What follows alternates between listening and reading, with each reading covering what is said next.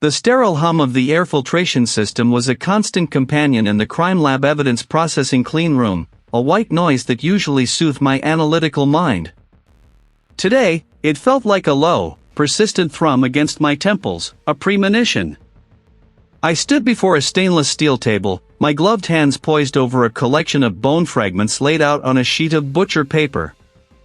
Each piece, no matter how small, represented a story, and this particular story, according to the preliminary report, was supposed to be a short, tragic one: accidental drowning, 2 decades past.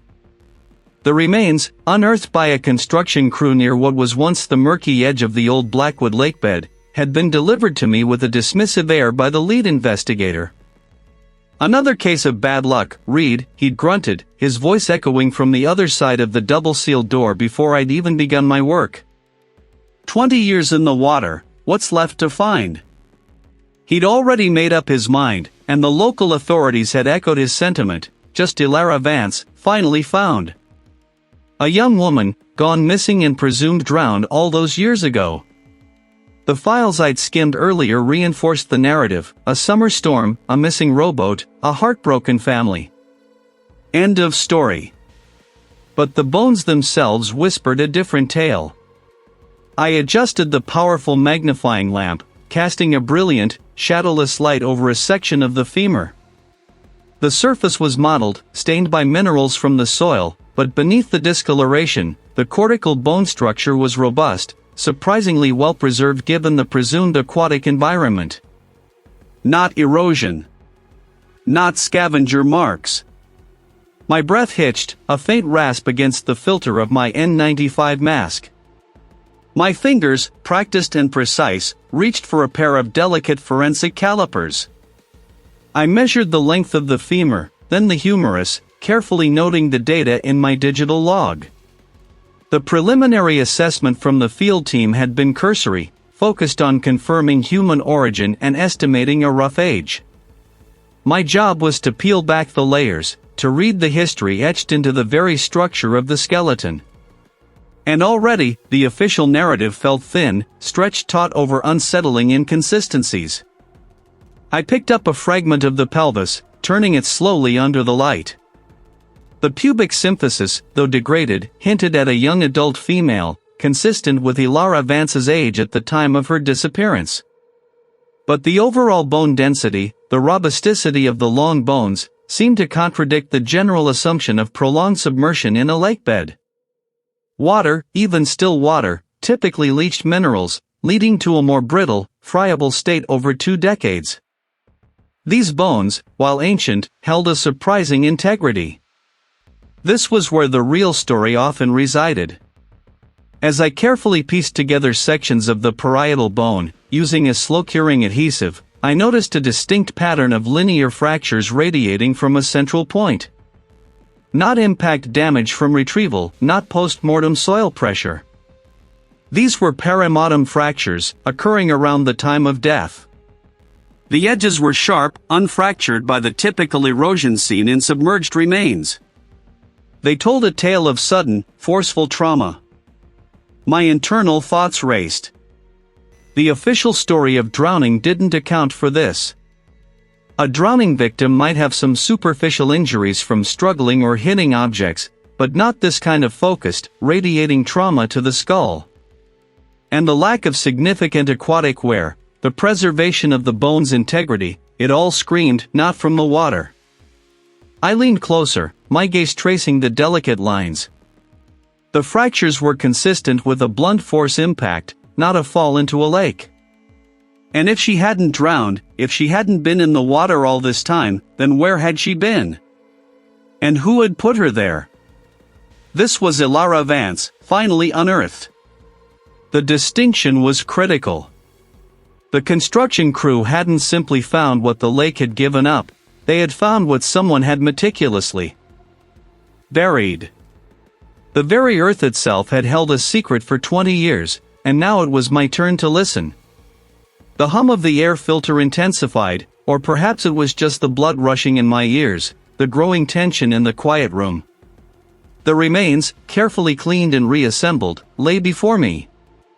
2 decades of history had etched themselves into the bone, but my job was to peel back those layers, to find the moments just before history began for her.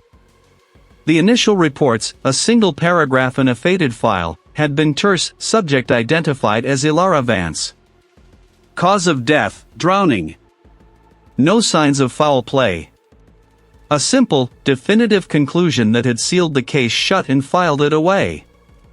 My intuition, however, had always bristled at such neatness in the face of human tragedy. I began with a macroscopic examination, my gaze sweeping over the assembled skeleton. The general preservation was good, consistent with prolonged submersion in a freshwater environment. The teeth, a primary indicator of age and diet, showed moderate wear, aligning with the victim's reported age of 27. But as my eyes tracked down the rib cage, I paused. A subtle discoloration, almost imperceptible, marred the inner surface of several ribs on the left side. Not typical decay. Not a simple post-mortem stain. I leaned closer, adjusting the overhead lamp, its cool light illuminating every crevice. The skeletal structure told a story of its own, a silent narrative often more honest than any witness. I used a fine brush to clear away any lingering particulate, then brought a specialized magnifying visor down over my eyes. The bone surface resolved into a landscape of microscopic pits and ridges. And there they were, faint, almost invisible hairline fractures spiderwebbing across the internal aspect of the third, fourth, and fifth ribs. Not radiating from impact, not the clean breaks of a forceful blow, but a pattern of compression, as if the chest had been squeezed.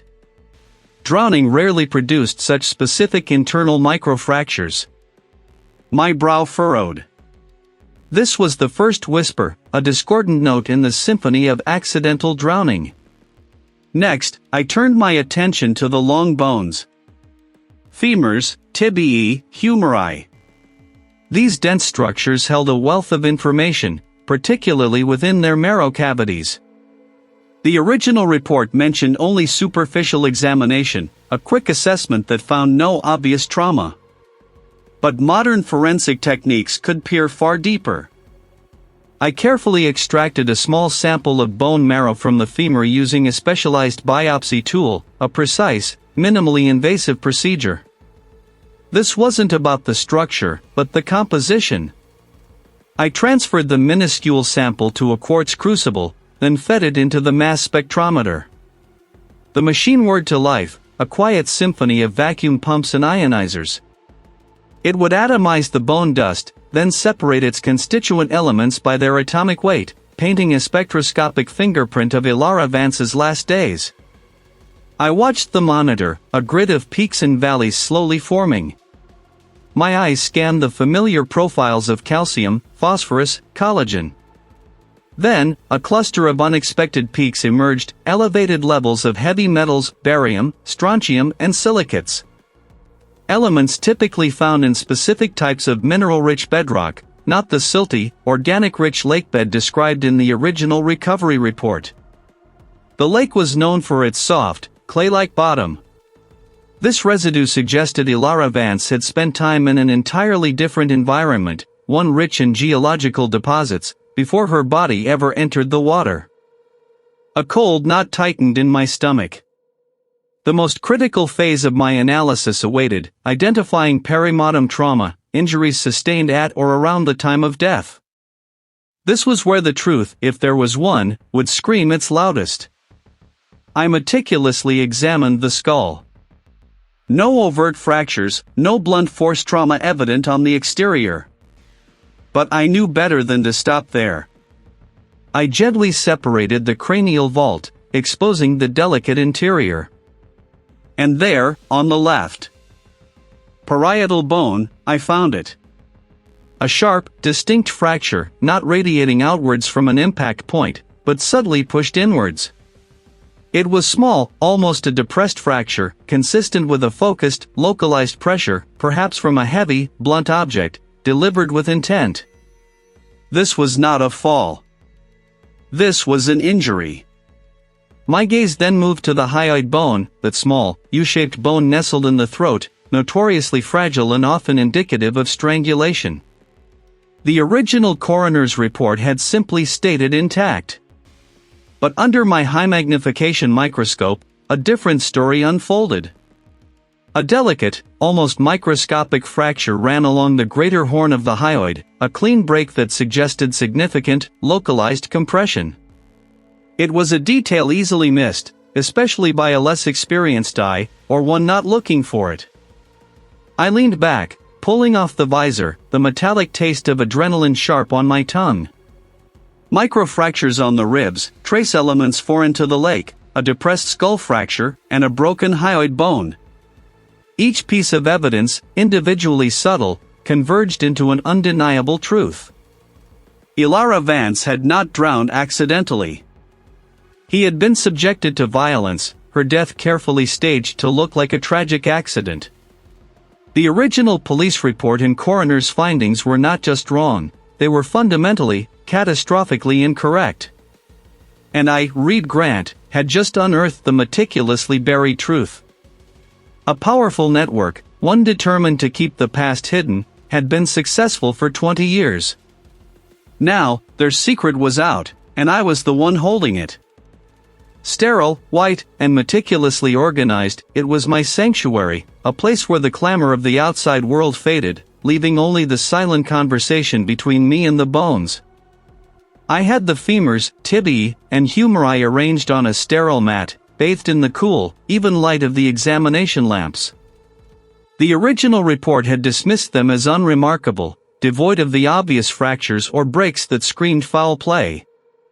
But modern forensic technology, coupled with 20 years of accumulated knowledge, offered a deeper look. My gloved fingers traced the smooth, dense surfaces. I brought the first femur to the digital microscope, adjusting the focus with a practiced hand. The magnification revealed microfractures, not the kind associated with blunt force trauma, but subtle, almost imperceptible lines running perpendicular to the bone's axis. Stress fractures, perhaps, from repeated, forceful impacts, or even specific torsion. They were too uniform, too specific, to be random. I made a note, sketching the patterns, cross-referencing with known skeletal trauma literature. This wasn't a drowning victim's typical skeletal presentation. Next, I inserted a fine-gauge probe into the marrow cavity, carefully extracting a minute sample. The original analysis wouldn't have even considered this.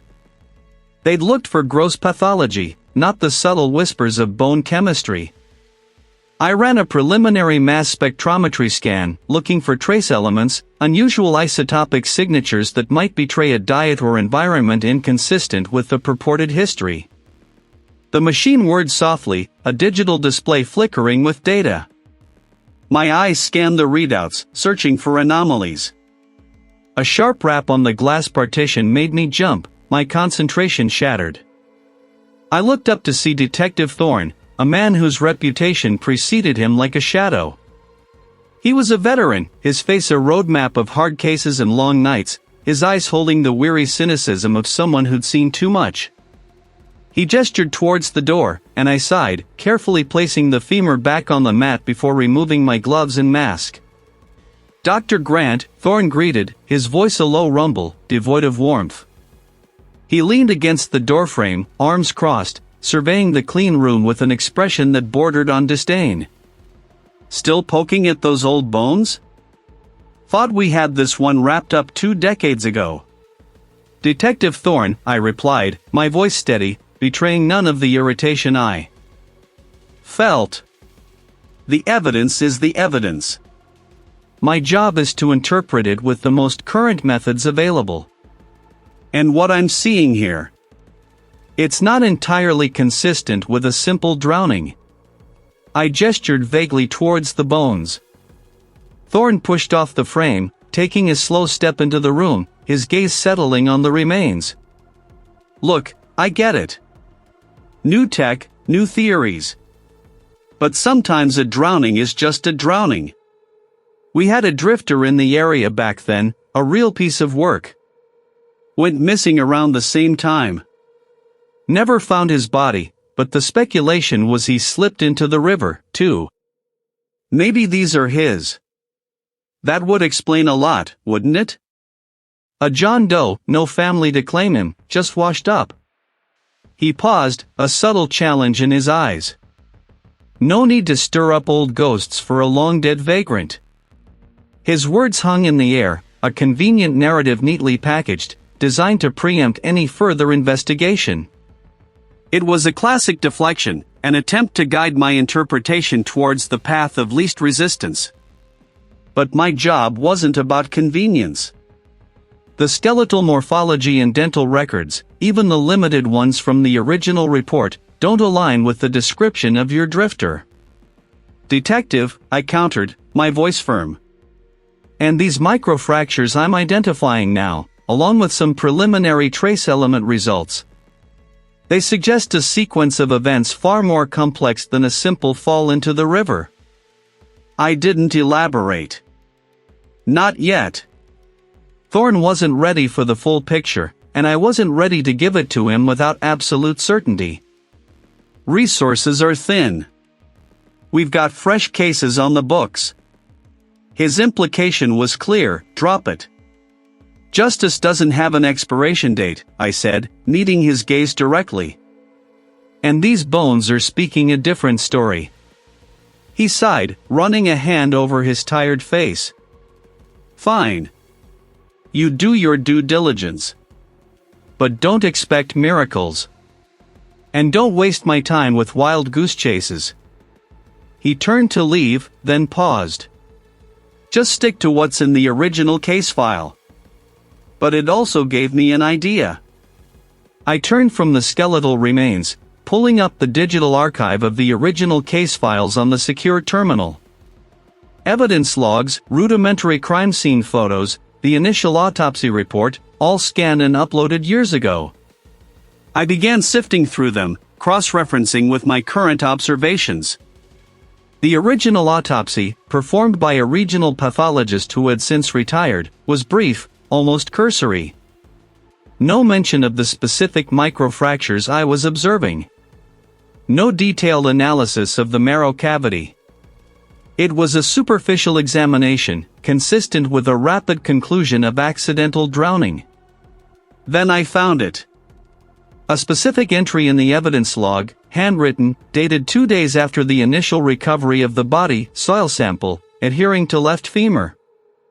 It listed a unique identifier number, but the corresponding analysis report was missing. Not just absent from the scan files, but there was no reference to it anywhere else in the entire digital archive. No lab results, no mention in the autopsy, not even a follow-up note. A soil sample, presumably collected because it was unusual, then simply vanished. This wasn't incompetence. Why collect a sample, log it, and then ensure its analysis never saw the light of day? A soil sample could link the remains to a specific location, a place perhaps far removed from the riverbank where the body was found. A place that might contradict the drowning narrative entirely. This was a cover-up. And Thorne, with his weary cynicism and his insistence on the drifter theory, knew more than he was letting on. The echoes of a meticulously buried truth were growing louder, demanding to be heard. His words, stick to what's in the original case file, still resonated, a low thrum of warning that had inadvertently sparked a new line of inquiry. He wanted me to look at the surface, at the obvious. But the obvious rarely held the truth in cases like this. My gaze drifted back to the skeletal remains on the sterile examination table, specifically to the subtle, almost imperceptible discoloration I'd noticed deep within the hairline fracture on the left temporal bone. It was an anomaly, a whisper of something out of place, easily dismissed by an untrained eye or someone unwilling to look too closely. I pulled on a fresh pair of nitrile gloves, the material snapping taut against my skin, and leaned closer. Under the focused beam of the examination lamp, the discoloration resolved into a faint, gritty film. It wasn't bone dust, nor was it sediment from the burial site. It had a peculiar, almost metallic sheen, yet it wasn't metal. My fingers, guided by years of experience, ached to touch it, but I resisted, reaching instead for the microsampling tools. A tiny, sterile spatula, barely wider than a pinhead, was the instrument of choice. With painstaking precision, I scraped a minuscule amount of the substance from the fracture, transferring it to a microscopic slide. I loaded the sample, initiated the sequence, and watched the digital readouts flicker to life. The initial scans were inconclusive, a jumble of common organic and inorganic compounds. But I wasn't looking for common. I adjusted the parameters, narrowing the focus, pushing the machine to its limits. This wasn't about identifying a known poison or a typical environmental contaminant. This was about finding an outlier, a unique signature. Hours blurred into a focused trance. The rhythmic hum of the machinery, the soft click of the keyboard, the glow of the monitor, these were my only companions. I ran comparative analyses, cross-referencing the spectral data against specialized databases of industrial materials, obscure pigments, and rare composites. The first few dozen matches were dead ends, common substances found in countless applications. My shoulders began to ache, a dull throb of fatigue. Was I chasing a phantom? Was the detective right to warn me against straying from the established narrative? Then, a flicker.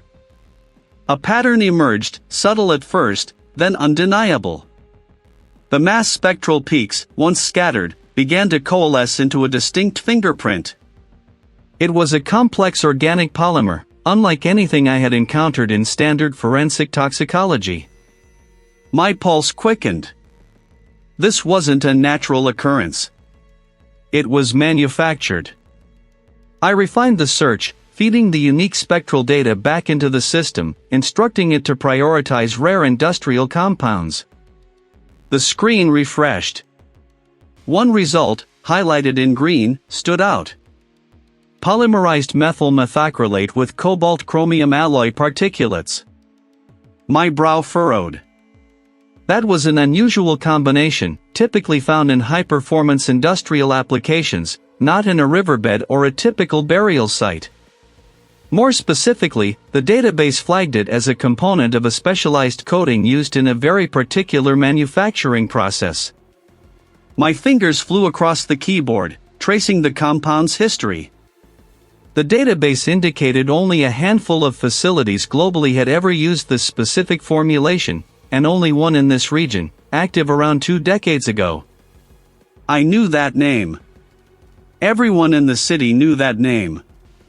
Apex Advanced Materials wasn't just any plant. It was the flagship enterprise of the Caldwell family, a name synonymous with wealth, influence, and philanthropy in our community. Pillars of society. Their empire had been built on innovation and industrial prowess, and Apex was its crown jewel. The very idea of their involvement, however indirect, sent a shiver down my spine. The original case file had stated accidental drowning. No mention of industrial compounds, no suggestion of anything other than a tragic misstep. It was a link, undeniable and stark, connecting the forgotten remains to a powerful family whose reputation was beyond reproach. My mind raced, connecting the dots. I had found my breakthrough, but it felt less like a victory and more like stepping onto a minefield. The Caldwells. I knew, with absolute certainty, that this discovery would not be welcomed. But the truth, once unearthed, demanded to be heard. And I was the one who had listened. That, I realized, was precisely why I needed to dig deeper. The original file, a slim binder filled with decades-old reports, described a simple drowning.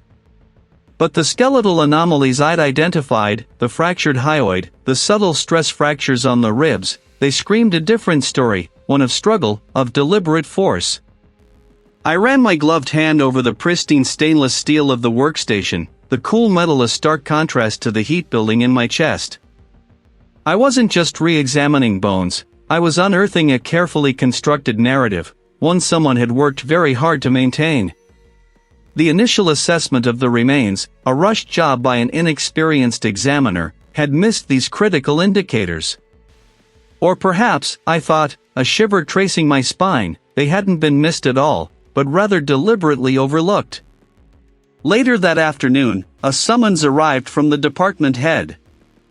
Their office, usually a bastion of academic calm, felt charged. "Read," the department head began, leaning back in their ergonomic chair, a practiced smile on their face. "Good work on the Jennings case last month." "Excellent. But I wanted to discuss the Caldwell re-evaluation." I braced myself. "Yes? Our annual budget review is approaching. You know how tight things are. And certain projects attract more attention than others." They paused, their gaze pointedly avoiding mine as they fiddled with a pen.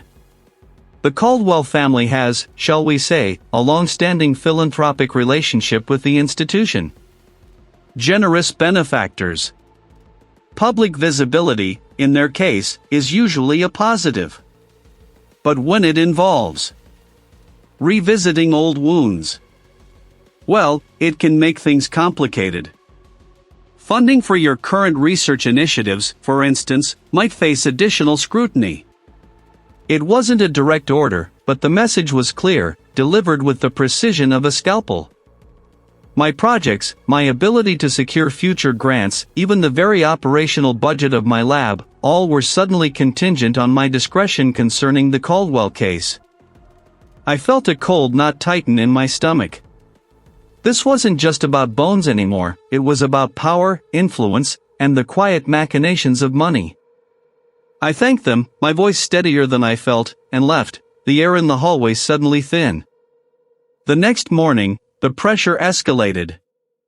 A colleague, a junior researcher, approached me at the coffee station, their face a mask of concern. "Reed, have you seen the comments?" they asked, holding out their tablet. It displayed a regional news aggregator, an article about the Caldwell re-evaluation. The comments section was a cesspool of skepticism. "Forensic expert chasing ghosts," one read. "Waste of taxpayer money," another. But one comment, posted by an anonymous user handled truthseeker_77, caught my eye. "Some things are best left buried." The past is a dangerous place to dig, especially when powerful families are involved. The language felt too specific, too informed to be random internet vitriol. Then came the email. Unmarked sender, no subject line. Just a single image, a blurred photograph of my apartment building taken from the street, and a short message beneath it: "Your quiet life is not guaranteed when you disturb the peace of others." My breath hitched. My hands trembled as I deleted it, but the image, the implication, burned itself into my mind. They knew where I lived. They were watching. The real blow, however, landed later that week. My closest friend, a brilliant graduate student named Maya, who was working under my supervision on an unrelated project, called me, her voice tight with suppressed anger. "Reed, my postdoctoral fellowship at the prestigious institute in Geneva? It's been rescinded." Maya was meticulous, dedicated, and her work was exceptional. This was not an administrative complication, it was a consequence. I thought of the department head's veiled warning, the anonymous online comment, the photo of my apartment. The Caldwells weren't just threatening my career, they were reaching out, touching those closest to me. Using them as leverage. Maya's future, her carefully constructed path, was collateral damage in my investigation. "Maya," I began, struggling to keep my voice even, "I'm so sorry. I think my supervisor at the other institute mentioned something vague about a high-profile family being displeased about something." They wouldn't elaborate. My jaw clenched. It was a live wire, sparking with danger, and it had just electrocuted someone I cared about deeply. The Caldwell family, through their vast network, was sending a clear, unequivocal message: back off, or face the consequences. But seeing the direct impact on Maya, the injustice of it, didn't deter me. It solidified my resolve. Their tactics, designed to intimidate, only served to sharpen my focus.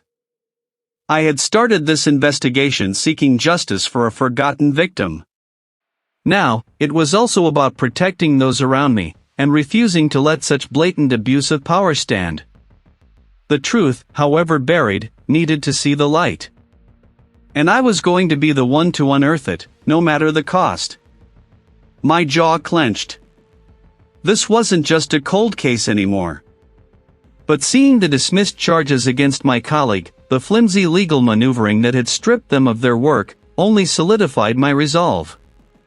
They wanted me to retreat? I would push harder. Every tool, from the smallest forceps to the largest imaging device, sat meticulously arranged. Today, however, its usual purpose, the quiet, objective analysis of evidence, was overshadowed by the weight of a looming confrontation. I stood beside the young prosecutor, a sharp, unyielding woman whose gaze was as steady as my own. Her presence was a silent declaration of war, a direct challenge to the old guard. Thorne's eyes, however, flickered with an underlying tension, betraying the calm he tried to project. "Thank you for coming, Detective Thorne," the prosecutor began, her voice even, devoid of any discernible emotion. "We appreciate you taking the time to review new findings regarding the Caldwell case." Thorne merely nodded. His gaze sweeping over the skeletal remains laid out on a clean, gray mat before me.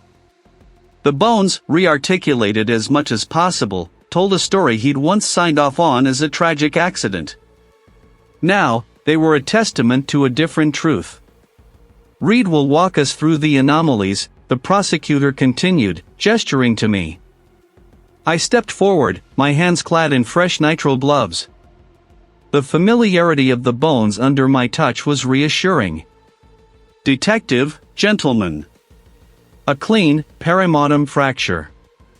This is highly indicative of manual strangulation, not drowning." Thorne shifted in his seat, a muscle twitching in his jaw. The lead investigator cleared his throat, but said nothing. Furthermore, I pressed on, moving to the cranium. We found evidence of blunt force trauma to the occipital region. Not just a superficial impact, but a depressed fracture, consistent with a strike from a heavy, blunt object. This occurred prior to death, or at the very least, perimotum. There's no way this could be explained by a fall into water, especially given the lack of any corresponding injuries elsewhere on the body that would suggest a struggle against rocks or debris. I pointed to specific markings on a rib. And here. On the 5th and 6th ribs, we have distinctive incised marks. These are not consistent with environmental damage or scavenging. They suggest a sharp implement, applied with considerable force, post-mortem, likely to facilitate the body's submersion. I paused, letting the implications sink in. The original report mentioned no such findings. These injuries were either overlooked, or deliberately omitted. The tension in the room ratcheted up a notch. The retired reporting officer, pale and fidgety, avoided my gaze. Thorne's indifference was cracking. "The original examination was thorough," he muttered, his voice gravelly. "Forensic science has advanced, I understand that, but the fundamentals of osteology haven't changed, Detective," I interrupted, my voice firm. "A fractured hyoid is a fractured hyoid. These are not subtle nuances." Yet, these injuries, particularly the incised marks, would have been visible to any competent examiner at the time. "Can you explain why these findings were not documented?" Thorne finally met my gaze, a flicker of something akin to resentment in his eyes. "Sometimes details are missed. Under pressure." "Pressure from whom, Detective?" the prosecutor asked, her voice still calm, but with an edge of steel. The Caldwell family was very influential. Their son's reputation, their family's standing, would have been severely impacted by a murder investigation, especially one involving their property. My mind raced, connecting the dots. The Caldwell's swift action against my colleague. their vast network. The initial, hurried dismissal of the case. It wasn't just about covering up a murder, it was about protecting a pristine image, a powerful dynasty built on perceived integrity. The motive was crystallizing before my eyes, a desperate, calculated act to bury a truth that would have shattered their carefully constructed world. Thorne remained silent, his jaw tight. The lead investigator shifted uncomfortably, his eyes darting between Thorne and the prosecutor. The retired reporting officer stared fixedly at the sterile floor. The silence stretched, heavy and accusatory, filling the meticulously clean room with the dirty secrets of 2 decades past. They couldn't deny it any longer. The bones, silent witnesses for so long, had finally spoken, and their truth was undeniable. I felt a surge of grim satisfaction, knowing that the Caldwells' carefully constructed deception was finally beginning to unravel. My hands, usually steady, trembled slightly as I clicked the last fastener on the clear acrylic box containing the reconstructed skull fragments. This was it. The culmination of weeks of relentless work, the quiet rebellion against a system that had once dismissed Ilara Vance. I ran a gloved finger over the smooth surface of the 3D printed model of the victim's cranium. Every fracture, every minute depression, had been painstakingly rendered, a ghost of the violence inflicted 2 decades prior. The initial report, a flimsy document I now held in contempt, had cited accidental drowning. How could anyone, even with limited forensic tools, have overlooked the clear evidence of blunt force trauma? The answer, I knew, lay not in incompetence, but in intent. My colleague, the one whose career had been summarily dismantled for daring to question, had been right. The Caldwells' reach was extensive, their influence insidious. But they couldn't control bone, couldn't silence the chemical signature of industrial waste. Not anymore. I took a deep, measured breath, the recycled air tasting faintly metallic. Determination solidified in my gut, hardening into a resolve that felt like steel. I wasn't just presenting a case, I was seeking retribution for a life stolen, for a truth suppressed. Heavy oak paneling, an imposing bench, and the expectant faces of the jurors created an atmosphere thick with anticipation. The prosecutor, a sharp-suited man with an almost predatory glint in his eye, nodded curtly as I approached the witness stand. The Caldwell family's legal counsel, a formidable woman with a perpetually unimpressed expression, sat opposite, her gaze fixed on me like a predator sizing up its prey. "Dr. Grant," the prosecutor began, his voice cutting through the silence, "can you please walk the grand jury through your findings regarding the remains identified as Ilara Vance?" I nodded, adjusting the microphone. "Certainly." My re-examination began with the skeletal remains, which presented several anomalies inconsistent with the initial assessment of accidental drowning. I gestured towards the large monitor where the first of my slides appeared, a composite image of the original recovery site and the current state of the bones. The most significant discovery, I continued, my voice steady, was the evidence of perimortem trauma. Using advanced photogrammetry and forensic anthropology techniques, we created a precise 3D reconstruction of the skull. The screen shifted, displaying the reconstructed cranium, rotating slowly. Red markers highlighted specific areas. As you can see here, there are multiple linear and depressed fractures on the parietal and temporal bones. These are consistent with at least 3 distinct impacts from a blunt object, occurring around the time of death. A murmur rippled through the jurors. I let the image speak for itself for a moment, then pressed on. These injuries, crucially, predate the deposition in water. They are not consistent with environmental damage or post-mortem handling. They indicate a violent assault. Next, I presented the decomposition timeline. The initial report suggested a rapid submersion and recovery, yet the state of the remains, specifically the pattern of algal growth and the level of bone degradation, indicates a more prolonged exposure to specific environmental conditions prior to being placed in the river. Our analysis suggests the body was likely held in a cool, damp, enclosed environment for several days before being moved and eventually discovered. The implications hung in the air. The body wasn't simply found, it was placed. And finally, I said, my gaze sweeping across the jurors, we identified a unique industrial compound present in trace amounts on the bone surfaces and within the medullary cavity. The screen now showed a molecular diagram, complex yet clear in its origin.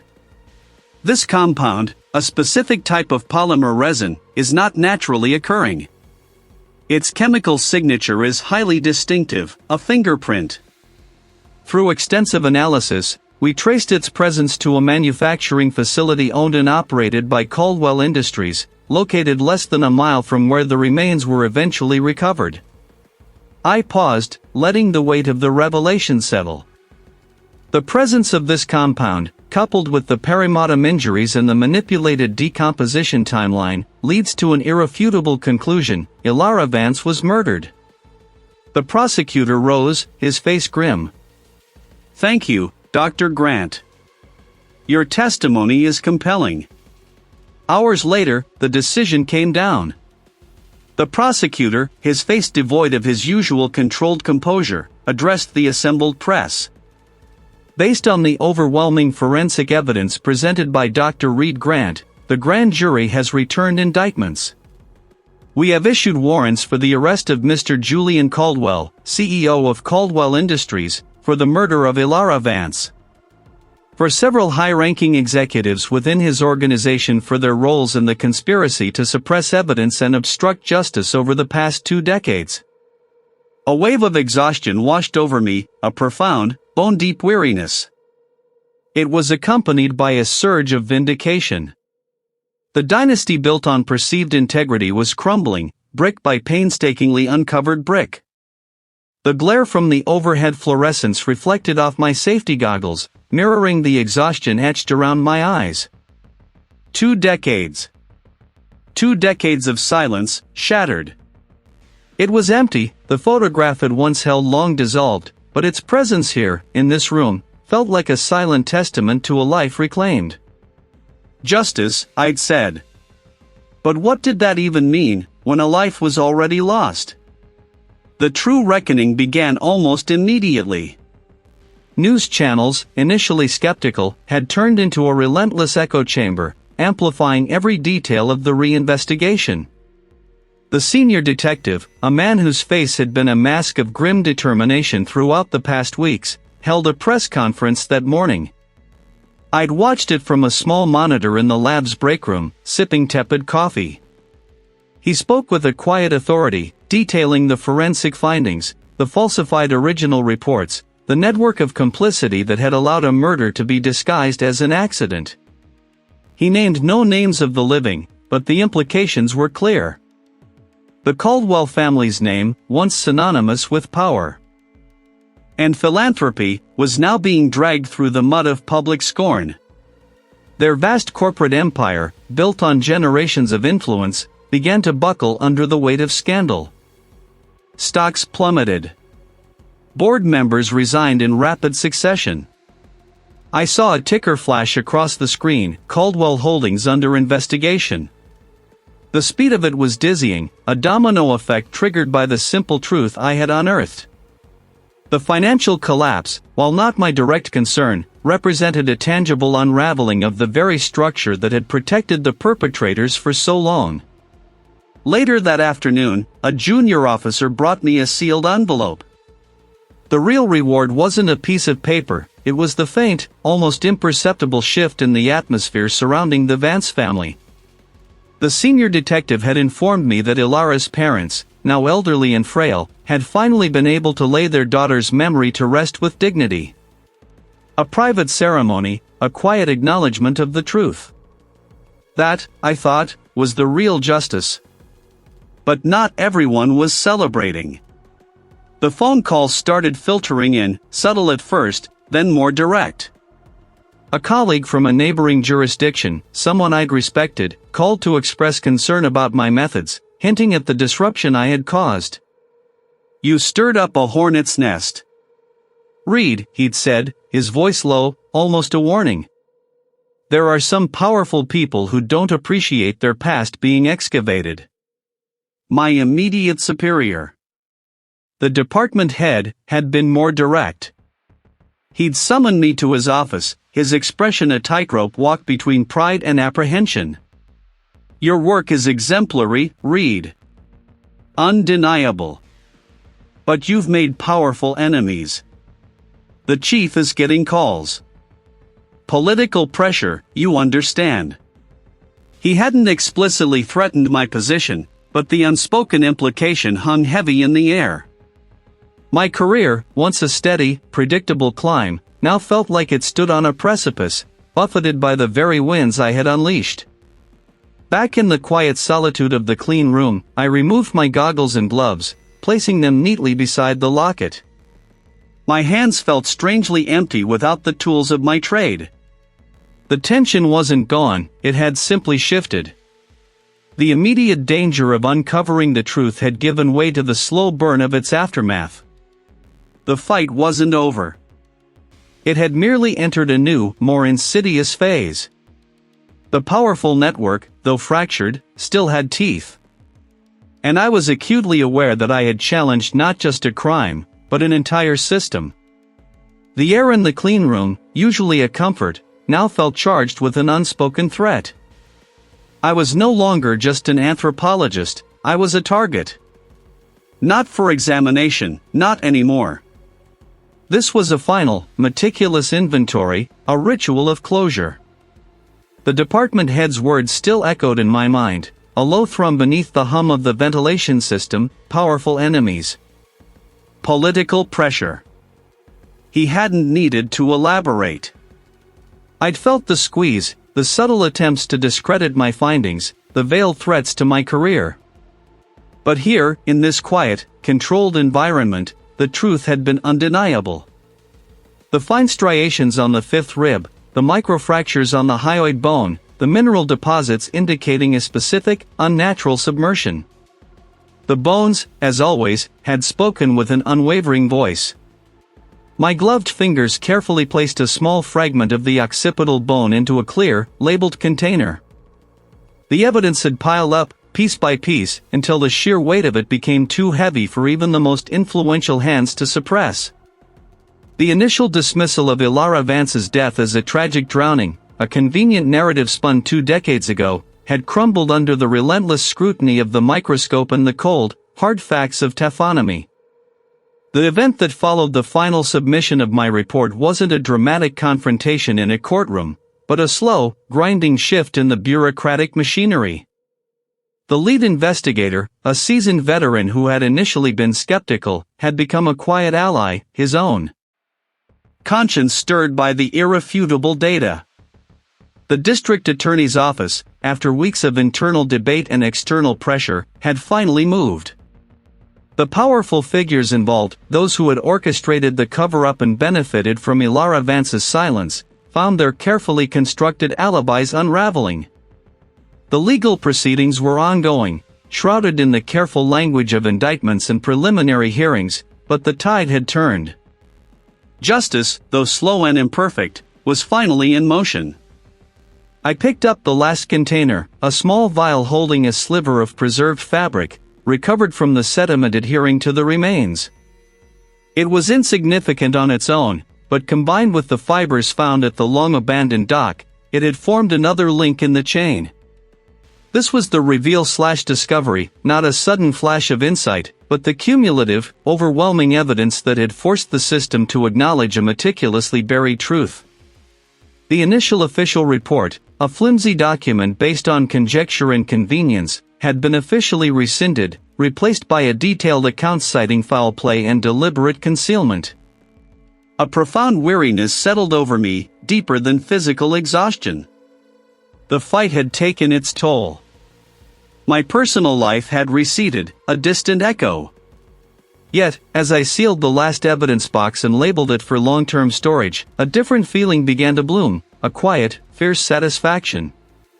This wasn't about accolades or career advancement, it was about the integrity of the work, the unwavering dedication to the silent witnesses. I peeled off my gloves, dropping them into a biohazard bin. The clean room felt vast and empty now, the last vestiges of Ilara Vance's story packed away. But her story wasn't truly over. It would continue in courtrooms, in legal briefs, in the public record. And more importantly, it would continue in me. The case had changed me, etched new lines onto my resolve.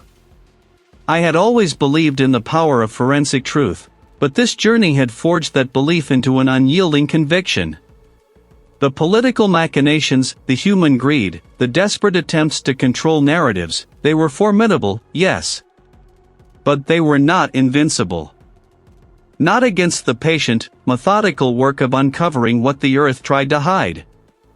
I walked to the exit, the automatic door sliding open with a soft whoosh. The hallway beyond was quiet, the workday winding down. And I knew, with a certainty that settled deep in my bones, that I would be there to listen.